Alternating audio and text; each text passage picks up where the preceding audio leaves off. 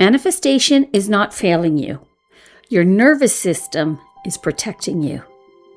And once you understand why, you may never approach personal growth the same way again. Hi, everyone.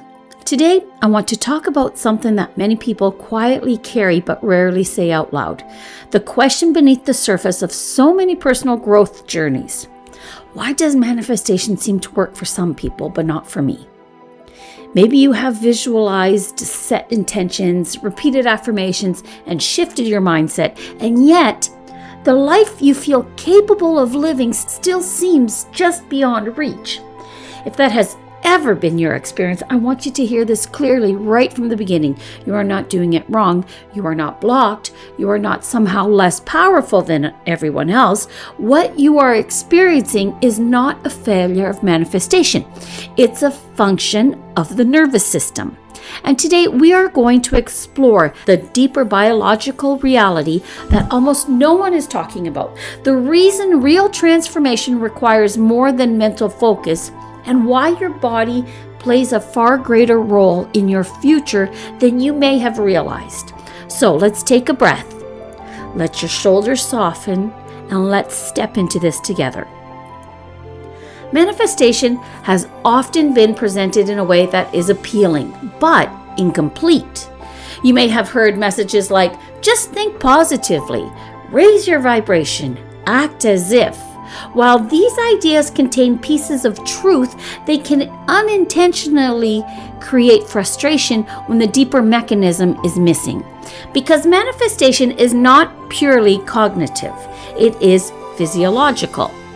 Your body is not separate from your consciousness. It is the instrument through which your reality is experienced. And if that instrument is constantly scanning for danger, bracing for impact, or preparing for disappointment, it becomes extraordinarily difficult to embody a reality rooted in safety, expansion, or receiving. Not impossible, but difficult. This is where many people begin blaming themselves unnecessarily. They assume they lack discipline, or belief, or spiritual alignment, when in reality, their nervous system simply does not yet feel safe enough to live inside the future they are imagining. Let that land. Safety precedes expansion, always. Your nervous system has one primary directive: keep you alive. It is not oriented around fulfillment. It is oriented around protection. And the way it determines what is safe is surprisingly simple. Familiar equals safe. Unfamiliar equals potential threat. Even when the unfamiliar is something beautiful, more love may feel exposing, more visibility may feel risky, more success may feel destabilizing. So what happens? Okay, the nervous system subtly guides you back toward what it recognizes.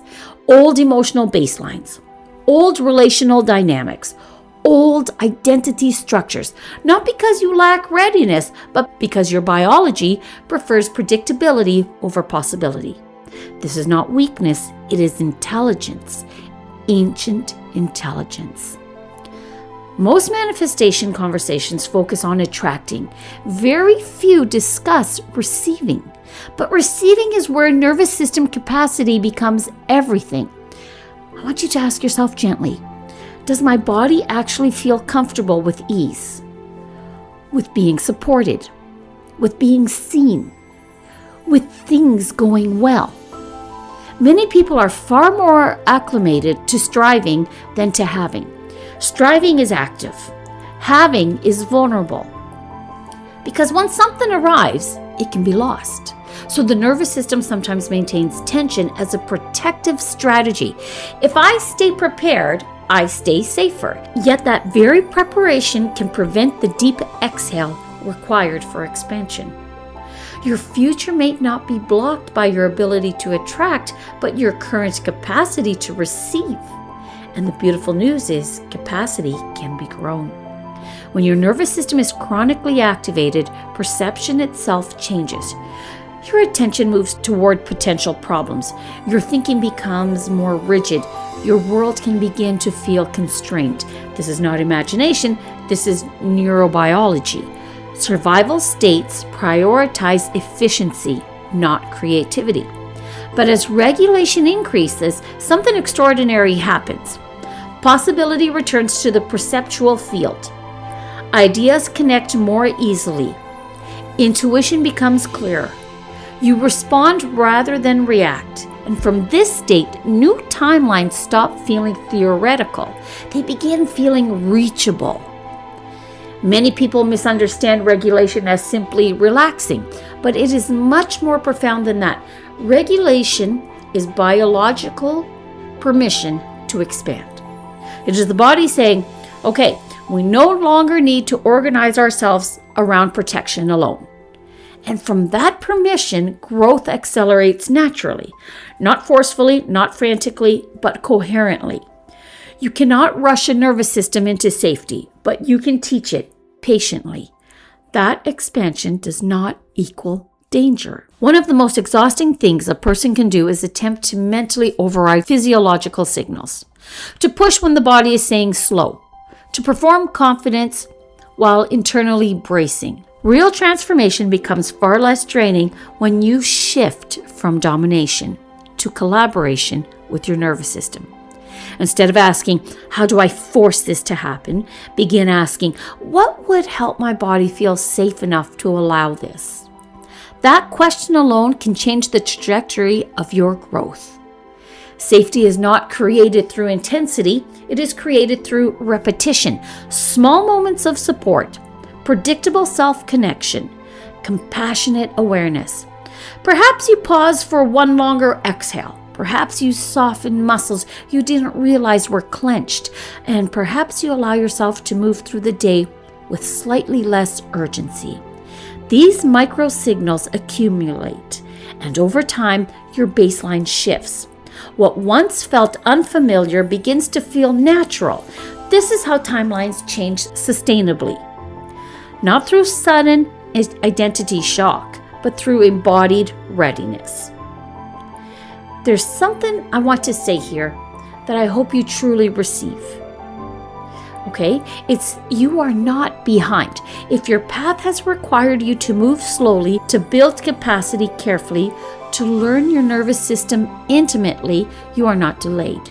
You are preparing for a future you can actually hold. Fast change that exceeds capacity often collapses. Regulation expansion endures. Trust the intelligence of your pace. As your nervous system learns that it is safe to be here, safe to feel, safe to be open, a quiet but powerful shift occurs.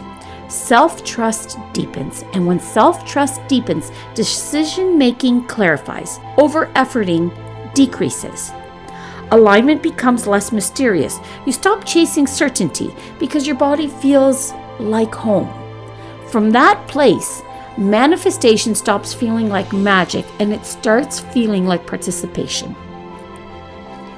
Maybe manifestation has not been missing from your life. Maybe your nervous system has simply been waiting for evidence that it is safe to let more in. So be patient with your body, work with it, honor it, because the moment your system no longer needs to protect you from expansion, so the life you've been reaching toward may begin reaching back. If this spoke to something inside you, let me know in the comments. What is one area of your life you are ready to feel safer receiving? And if you want to continue exploring these deeper layers with me, make sure you subscribe. I am so grateful you are here, and I will see you in the next video.